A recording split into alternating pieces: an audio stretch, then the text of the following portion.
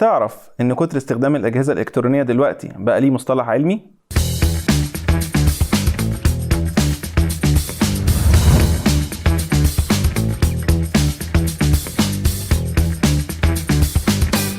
دلوقتي مع كتر استخدام الأجهزة الإلكترونية سواء في الشغل أو في الدراسة ظهر مصطلح ديجيتال آي سترين أو إجهاد العين الرقمي، ودي عبارة عن مجموعة من الأعراض بتظهر نتيجة استخدام الأجهزة الإلكترونية لفترات طويلة، عبارة عن حرقان في العين، احمرار، صداع، وإجهاد سريع.